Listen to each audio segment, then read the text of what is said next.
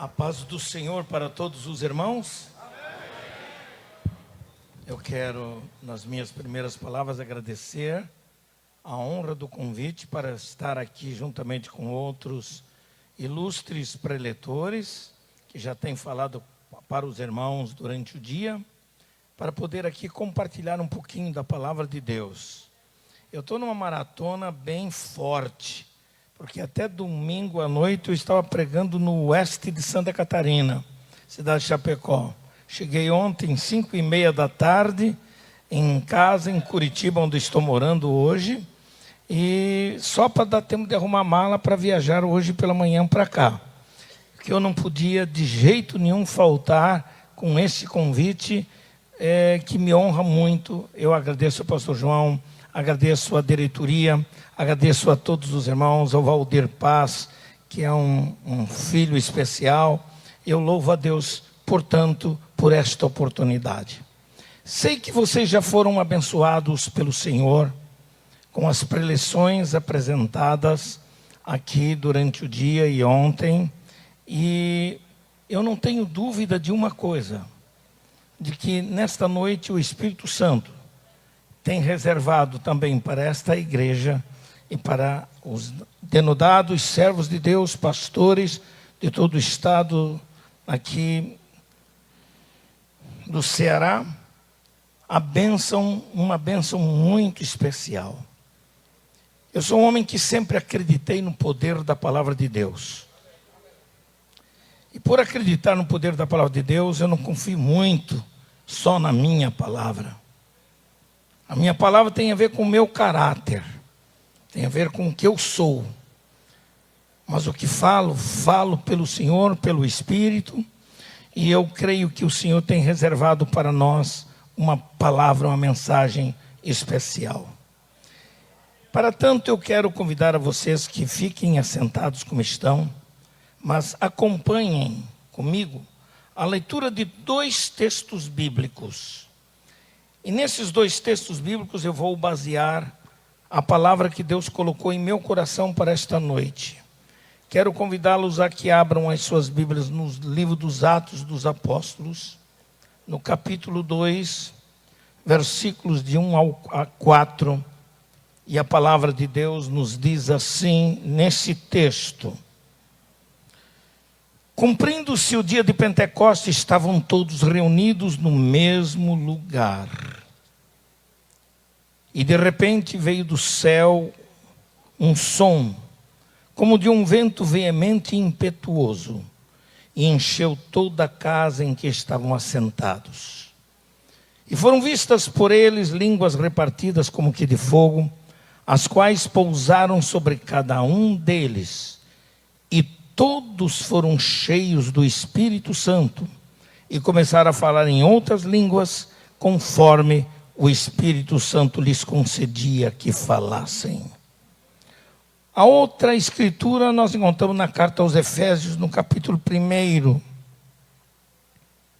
No capítulo 1, nós vamos ler apenas 2 versículos do capítulo 1 de Efésios, o versículo 3 e o versículo 7.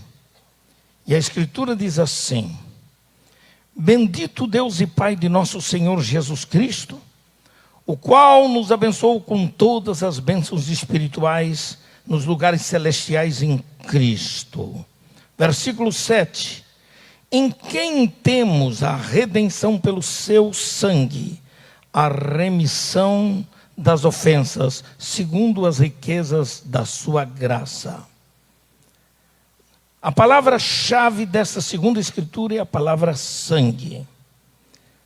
A palavra-chave de Atos, no capítulo 2, na leitura que fizemos, é a palavra fogo. Eu quero falar dessas 2 palavras, sangue e fogo, símbolos vivos do nosso pentecostalismo, símbolos vivos da realidade da nossa igreja. Esses 2 textos, de fato, que eu acabei de ler, destacam os principais elementos sobre os quais o cristianismo se fundamenta. São elementos vitais: sangue e fogo. E sangue e fogo evocam também, historicamente, dois eventos fundamentais do cristianismo, que é o Calvário e o Pentecostes. Duas palavras que se encontram nessas duas escrituras: sangue e fogo. Palavras chocantes, porque elas podem ser interpretadas tanto positivamente como negativamente. Na natureza criada, sangue e fogo são elementos vitais que fazem parte da vida do ser humano. No campo espiritual, a igreja de Cristo, ela se dimensiona pela força desses dois elementos que representam vida, energia, luz, glória, resplendor, crescimento. Sem estes dois elementos, a igreja de Cristo não passaria de uma mera instituição humana e religiosa. Porque nessas duas palavras, sangue e fogo, estão impressas os dois maiores símbolos do cristianismo. O cristianismo não seria o que é sem essas duas palavras.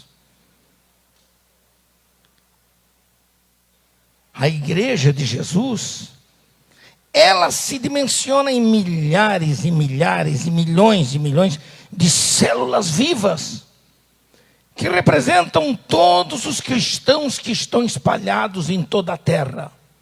Porque a igreja é um organismo vivo. E por ser um organismo vivo, ela se move, ela age, ela se dimensiona, ela se espalha, ela cresce. Por isso é que cada igreja local é identificada também pela vida que ela demonstra através da pregação do evangelho, através do comportamento social das pessoas. E os sinais que caracterizam uma igreja verdadeira são demonstrados pelo quê? São demonstrados pela vida, pela energia, pelo poder, pelo movimento, pela glória e pela autoridade que ela exerce sobre o mundo. A igreja está na terra não para ser mais uma instituição humana, política, social. A igreja está na terra para fazer a diferença. A igreja está na terra exatamente para fazer com que o mundo conheça um outro lado da verdade que ela não conhece. Por isso, a despeito de tudo isto, a despeito de toda essa maravilha que acabo de falar, nós percebemos também que o cristianismo de hoje parece um tanto combalido, fraco, que vem exibindo fraqueza e debilitação espiritual. Nós não podemos ser hipócritas a ponto de imaginar que a quantidade de crentes que nós temos no mundo representa a vida original do dia de Pentecostes, porque alguma coisa está faltando.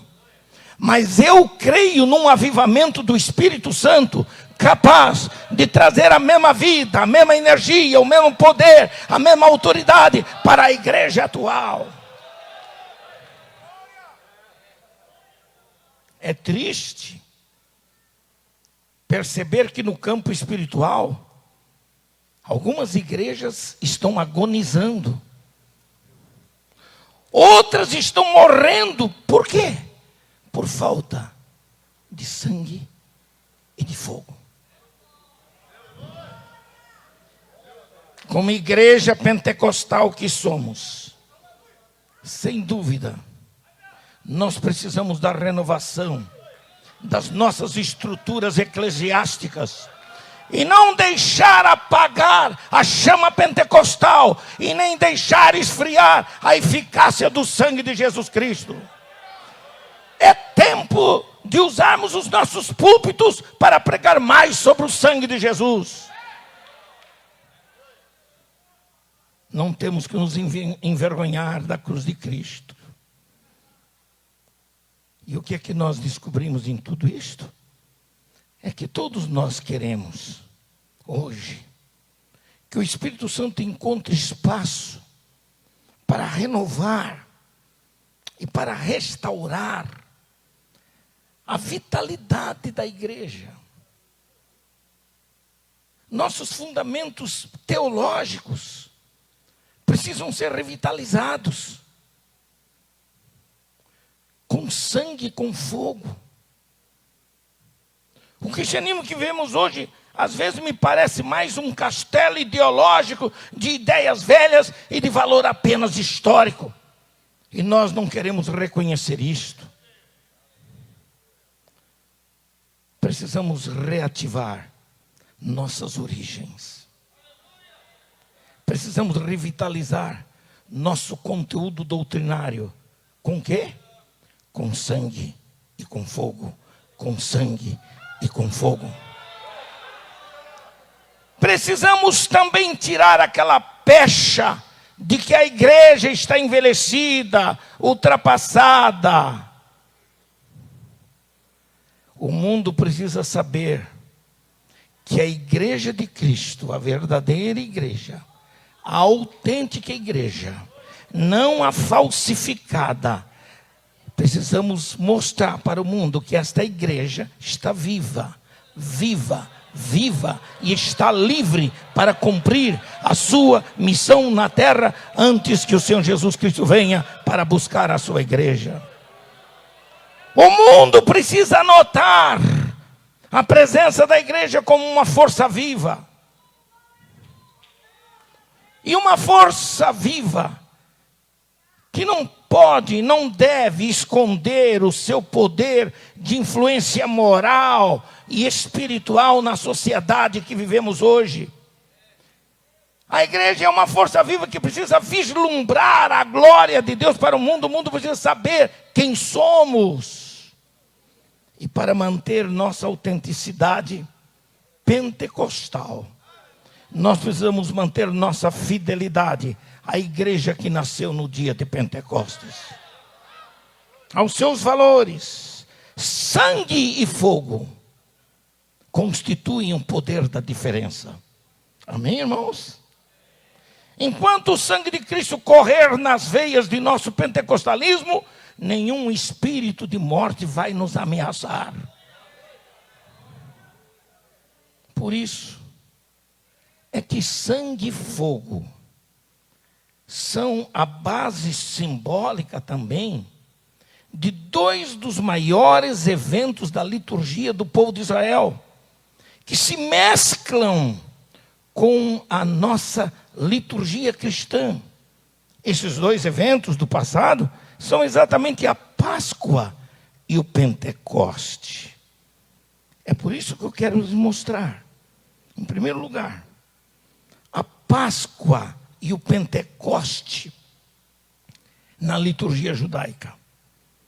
Na liturgia judaica, a Páscoa e o Pentecoste são símbolos vivos para o povo de Israel, que lembram o quê? Lembram redenção, que lembram libertação, que lembram expiação, que lembram purificação, que lembram perdão, que lembram celebração, que lembram adoração, que lembram gratidão a Deus.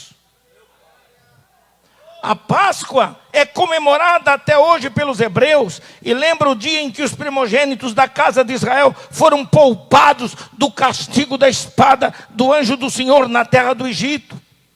Quando o anjo passou pela terra do Egito, os primogênitos egípcios foram mortos, mas os filhos de Israel foram poupados por causa do sangue do cordeiro que foi aspergido nas vergas das portas das casas dos israelitas. Esse evento Esse evento é chamado Páscoa. No original hebraico, ele quer dizer Pesach, e significa passagem. E Cristo hoje, aleluia, é a nossa Páscoa. Cristo hoje vem representar a razão por que fomos salvos da morte eterna. Mediante o seu sangue nas vergas do coração de todo aquele que aceita Jesus Cristo por Salvador e Senhor Jesus Cristo. Você está aqui hoje porque o sangue do Cordeiro de Deus foi passado nas portas do seu coração e você está livre da morte, está livre do ataque de Satanás. É interessante também que o outro evento da liturgia hebraica é o Pentecostes. E o Pentecostes acontecia 50 dias depois da Páscoa. 50 dias depois da Páscoa, os judeus comemoravam em sua cidade santa, Jerusalém, a chamada grande festa da colheita.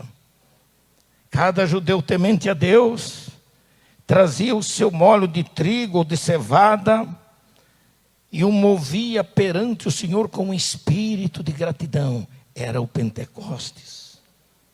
Se ofereciam também nesse dia os sacrifícios suaves com animais, os quais eram assados com fogo e depois eram comidos pelo próprio povo e as famílias reunidas. O único cordeiro que não se comia era aquele que era queimado até virar cinza. Era o cordeiro da expiação.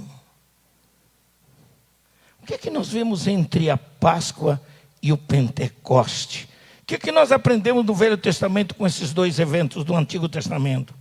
É que eles se revestiram de um sentido especial para a igreja de Jesus Cristo. Sangue e fogo, eles promovem uma conexão harmoniosa e perfeita na vida da igreja. Ora, se a Páscoa lembra o Cordeiro da expiação, que é Jesus, o Pentecoste lembra a alegria da expiação mediante o derramamento do Espírito Santo na vida do seu povo. Naturalmente, ninguém irá experimentar a bênção pentecostal sem que primeiro celebre a Cristo como Cordeiro Pascal. Assim como durante o sacrifício pelos pecados do povo, o fogo queimava o sacrifício e iluminava o altar. Aleluia. Assim também o Espírito Santo desceu como fogo sobre a igreja no dia de Pentecostes, depois que Cristo foi sacrificado no Calvário pelos nossos pecados. Não dá para separar os dois eventos. É impossível separar Calvário de Pentecostes. Não haverá Pentecostes sem Calvário. É primeiro preciso passar pelo Calvário. E quando nós passamos pelo Calvário, é quando reconhecemos que a morte vicária do Senhor Jesus Cristo foi a razão da nossa salvação e da nossa libertação do pecado. No dia de Pentecostes, o fogo desceu em flamas sobre os discípulos, porque em seus corações não havia mais dúvidas de que o sacrifício de Cristo já havia acontecido e já havia sido aceito pelo Pai. E os discípulos tinham consciência disso naquele dia. Nesta mensagem, sangue e fogo não são meros símbolos da história passada. Sangue e fogo são símbolos vivos da igreja atual. São símbolos vivos do poder da igreja, da santidade da igreja, da energia da igreja, da alegria e da autoridade da igreja para representar o Senhor no mundo que vivemos.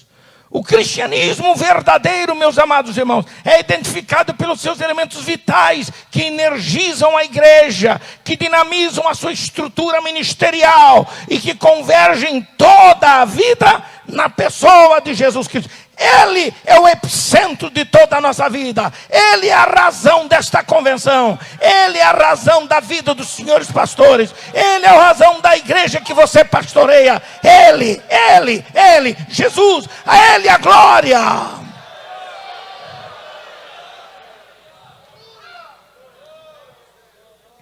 Uma das coisas que nós descobrimos é que a igreja de Cristo tem a vida do seu sangue. Eu vou repetir.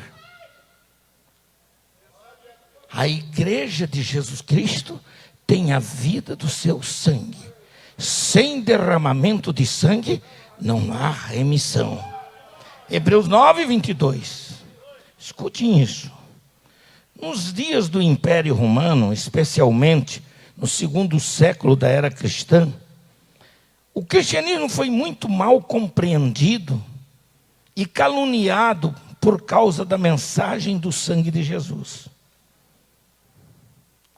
A igreja perseguida, que vivia nas catacumbas de Roma, escondido nas montanhas e nas cavernas, porque a igreja foi perseguida e caluniada como sendo sanguinária por causa do rito da Santa Ceia. A calúnia tinha por objetivo perseguir os cristãos e lançá-los contra o povo de Roma. Então eles eram tratados como carniceiros e como sanguinários. Era assim.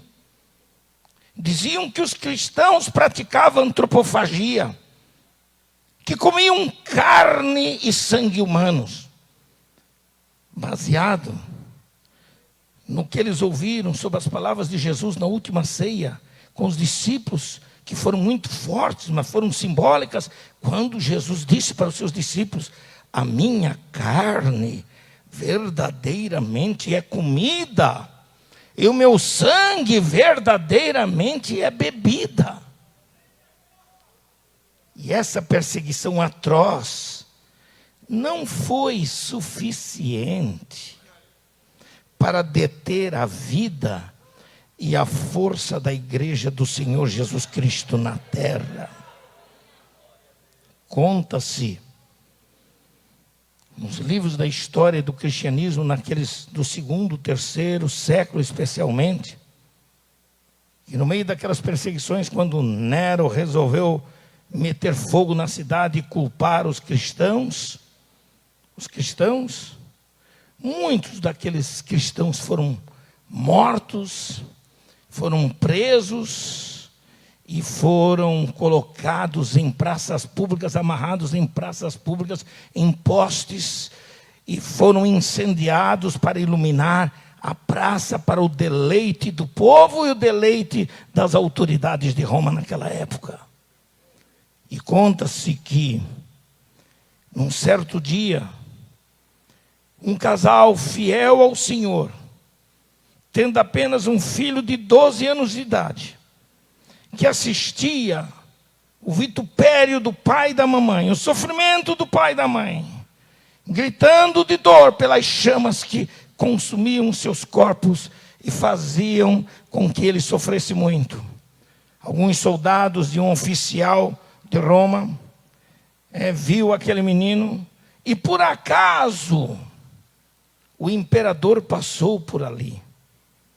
E ao passar por pertinho, viu aquele menino e disse: quem é esse menino? Disse: ele está aqui chorando porque os seus pais acabaram de ser sacrificados vivos e queimados vivos ali. Então me chame esse menino aqui. Chamaram o garotinho. E quando chamaram aquele garotinho para perto dele, disse: meu filho, você não precisa sofrer a mesma coisa. Você não precisa ir para um mastro para ser queimado vivo, igual seu papai e sua mãe, porque não negaram aquele Jesus dos nazarenos. Você pode ter uma vida diferente. Vem cá, meu filho. E pegaram o menino chorando, o levaram para o palácio imperial, E o imperador chamou o menino e disse: olha, se assenta aqui no meu trono. Você já pensou que você pode um dia ser o imperador? Você um dia poderá assentar-se aqui. Você só precisa fazer uma coisa: negar aquele Jesus dos seus pais. E o menino, chorando, disse para o imperador: eu não vou negar Jesus, o Jesus dos meus pais. Eu até peço que vocês me matem logo, porque assim mais perto vou estar dos meus pais e estarei perto de Jesus. Esse era o sofrimento por causa do sangue. O tempo de sacrifícios literais já passou. A igreja não precisa sacrificar animais inocentes. Por quê? Porque a igreja tem o seu cordeiro, que já foi imolado, e uma vez por todas expiou a nossa culpa.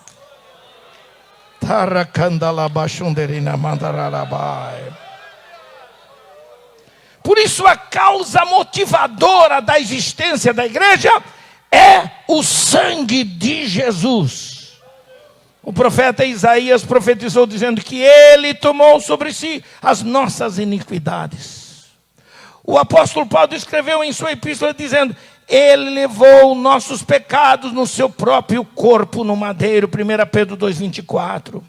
O autor da carta aos Hebreus no Novo Testamento apresentou Jesus ao mesmo tempo como sacrifício e como sacerdote, segundo a ordem de Melquisedeque, porque ele não era da tribo de Levi.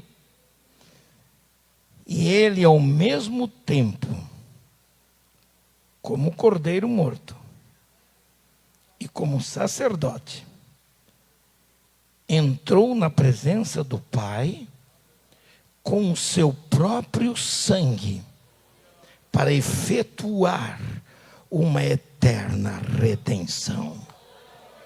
Quem pode dizer glória a Jesus por isso? Você é feliz porque é salvo por Jesus? Você é feliz porque o sangue de Jesus lavou os seus pecados? Você é feliz porque Jesus se tornou o seu cordeiro pascal? Aleluia, aleluia, aleluia, aleluia, aleluia, aleluia. Sabe o que diz a palavra?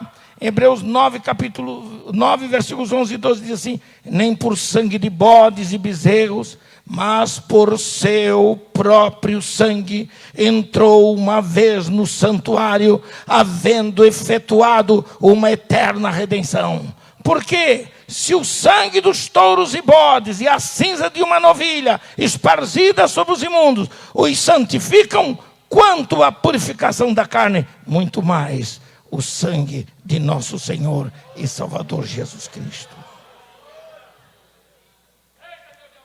A igreja sem sangue seria uma múmia, seria algo inerte, sem vida, sem movimento, sem poder algum. O poder que rejuvenesce a igreja, o poder que estimula as suas emoções para dar glórias a Ele, para glorificar o seu nome, é o sangue de Jesus. É o sangue de Jesus. É esse poder que aproxima o homem de Deus, como diz a palavra de Paulo aos Filipenses 2,13. Mas agora em Cristo, vós que antes estáveis longe, já pelo sangue de Cristo, chegastes perto. O acesso à presença de Deus Pai foi aberto na cruz do Calvário. Porque o véu que bloqueava a entrada dos pecadores à presença de Deus foi rasgado de alto a baixo, de cima para baixo. E hoje, eu e você podemos entrar na sala do trono e experimentar a santidade de Deus por causa do poder do sangue de Jesus Cristo que está derramado sobre a nossa vida. É pelo sangue que você entra na presença dele. Não é por outra razão. Não é pelos méritos do seu ministério de pastor, de pregador, seja lá o que for. Não, não é pela sua bondade, não é pelas suas qualificações intelectuais. Você só chega lá, no trono da graça, com o sangue de Jesus Cristo na sua vida.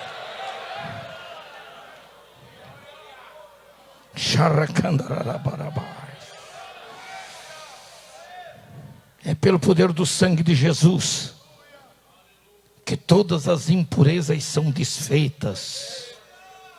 É pelo poder do sangue de Jesus que todo pensamento lascivo é extirpado. Precisamos manter esse cristianismo de sangue. Amém, irmãos? Por quê? Esse cristianismo de sangue que dinamiza nossos valores, que afugenta o espírito de morte que está entrando no seio de muitas igrejas. Há cultos em que o povo não glorifica mais a Deus. Há cultos que a gente tem dificuldade para pregar, porque o povo está completamente alheio, absorvido pelas suas próprias coisas, seus próprios interesses, não sente mais nada. O culto não passa de um show litúrgico cristão e não serve para nada. Sabe por quê? Está faltando sangue, está faltando fogo, está faltando avivamento espiritual. O espírito de morte tem que ser afugentado do nosso meio. É preciso que os crentes glorifiquem o nome do Senhor. Precisamos desse sangue que purifica os nossos sentimentos. Precisamos desse sangue que nos dá acesso à presença de Deus. E para terminar, a igreja de Cristo tem a energia do fogo. Amém? Amém? Se por um lado a igreja de Cristo tem a vida do seu sangue, ela também tem a energia do fogo do Espírito Santo. O fogo na vida da igreja tem uma simbologia especial de energia, de brilho, de purificação, de iluminação, de glória. Aquela palavra lá do Velho Testamento que Moisés deu ao povo: o fogo arderá sobre o altar, não se apagará.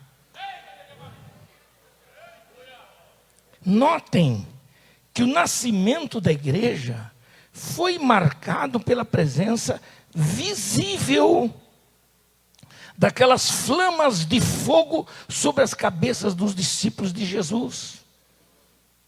Essas flamas especiais de fogo davam um sentido especial àquela reunião. Por quê? Porque iluminavam as cabeças, atraíam as pessoas de fora para que fossem àquele cenáculo para ver o espetáculo que estava acontecendo. O fogo, as chamas estavam sobre a cabeça de cada um deles, não fazia mal a ninguém, não queimava o cabelo de ninguém, não queimava a cabeça de ninguém, mas estava ali para chamar a atenção. Era a presença do Espírito Santo chegando. Aleluia, aleluia, aleluia. A manifestação de fogo naquele cenáculo era um símbolo do poder, da glória que estaria sobre a igreja de Cristo na terra. Essa glória da igreja não pode, irmãos, não pode ser ofuscada. Não podemos permitir que uma nuvem escura de incredulidade, de descuido espiritual caia sobre a igreja e o fogo não apareça mais. O fogo da igreja tem que aparecer. O cristianismo tinha o seu primeiro impulso naquele dia, com o fogo do Espírito Santo, que era o símbolo do poder espiritual, porque era o símbolo da energia, da vida nova, da luz, do calor, da unção, do poder espiritual que envolveria a pregação do Evangelho. No Antigo Testamento, Sangue e fogo eram elementos vitais na vida religiosa de Israel através dessas duas festas que nós já falamos. A festa da Páscoa e a festa dos tabernáculos ou do Pentecostes. No Novo Testamento, sangue e fogo passaram a ter um sentido especial na história da igreja, através do Calvário e do Pentecostes. Calvário e Pentecostes. Calvário e Pentecostes. Grave isso na sua mente. Esses dois elementos tornaram-se eventos inseparáveis na experiência cristã. São eventos que têm que ter uma ação contínua. São eventos que se projetam na experiência individual das pessoas que aceitam a Cristo como Salvador e Senhor de suas vidas. Calvário e Pentecostes são a marca e o fundamento da nossa teologia pentecostal. Não podemos perder o vínculo com a nossa história. Podemos sim revitalizar a nossa fé. No antigo sistema litúrgico de Israel, quando o sacrifício era praticado, após a sangria do animal inocente, o sangue colocado era aspergido sobre a arca da aliança no lugar santíssimo do tabernáculo. Todo o sacrifício era queimado sobre o altar até ser completamente consumido e virado cinza. Por isso, sangue e fogo estão reunidos no mesmo rito expiatório, de expiação e de redenção. Não é difícil para a igreja hoje entender a relação histórica e teológica dos elementos do Calvário e do Pentecoste. Porque o cristianismo não seria o mesmo se o fogo pentecostal não tivesse estado presente naquele dia. Aquele mesmo fogo do dia de Pentecostes é um fogo que transmite vida e energia, que transmite poder e autoridade, que transmite iluminação e comunhão à nossa mente, que opera santificação e purificação. Nossa teologia precisa ter o fogo da revelação e da iluminação do Espírito Santo. Nossa fé precisa ter a força do sangue de Jesus. Nossas doutrinas básicas se nutrem de sangue e de fogo. Nós queremos, nesses tempos em que temos comemorado o centenário pentecostal, não deixar o fogo apagar-se, nem o poder do Espírito Santo extinguir-se. Queremos o poder que santifica. Queremos o poder que move os céus pela oração. Queremos o poder que ainda expulsa demônios. Queremos o poder que ainda cura os enfermos. Queremos o poder para acontecer nos nossos cultos de hoje, em que muitos de nós estamos ficando com vergonha de orar pelos enfermos. Estamos ficando envergonhados de expulsar demônios, porque nós não fazemos, outras igrejas estão fazendo e nós só estamos criticando. É uma vergonha para nós, como uma igreja de origem, permitir que esse fogo, esse poder não seja manifestado nos nossos cultos. É aqui o lugar da cura, é aqui o lugar de expulsar demônios, é aqui o lugar da bênção de Deus, é aqui o lugar do fogo, é aqui o lugar do batismo com o Espírito Santo, é aqui o lugar da manifestação dos dons espirituais. É aqui, não é outro lugar, é nesse lugar. Sangue e fogo, símbolos vivos da igreja de nosso Senhor e Salvador Jesus Cristo. Aleluia!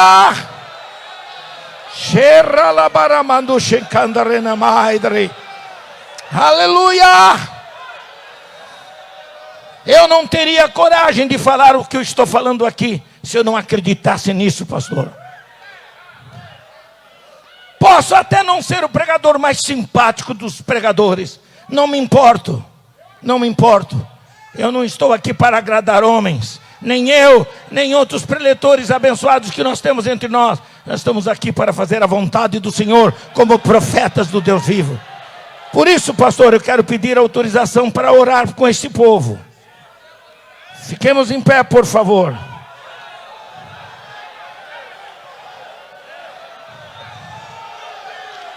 Aleluia! Aleluia! É a hora, meu amado pastor, meu amado evangelista, amado obreiro e obreira. Esse é o momento de você dizer: Senhor, renova em mim o poder do Espírito para ser uma bênção para a minha igreja. Aleluia, renova em mim. E Ele vai fazer isto, porque nós estamos agora revitalizando a nossa fé com o sangue do Senhor Jesus Cristo, para nos limpar, nos purificar de tudo aquilo que desagrada ao Senhor, e para de fato nós alcançarmos a bênção do Senhor. Ó Deus Pai, é a tua igreja reunida, são homens e mulheres que creem no poder da tua palavra, são homens e mulheres que acreditam que o teu Espírito é uma força viva entre nós.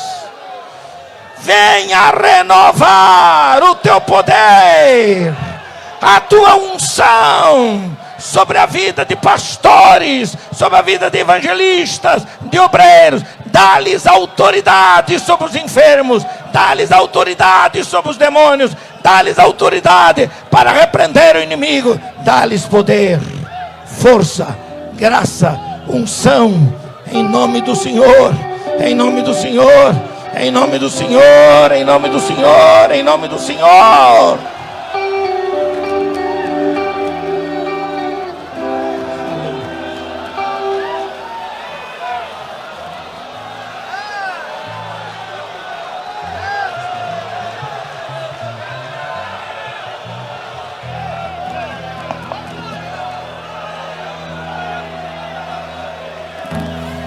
A igreja permanece de pé. Vamos cantar louvores a Deus.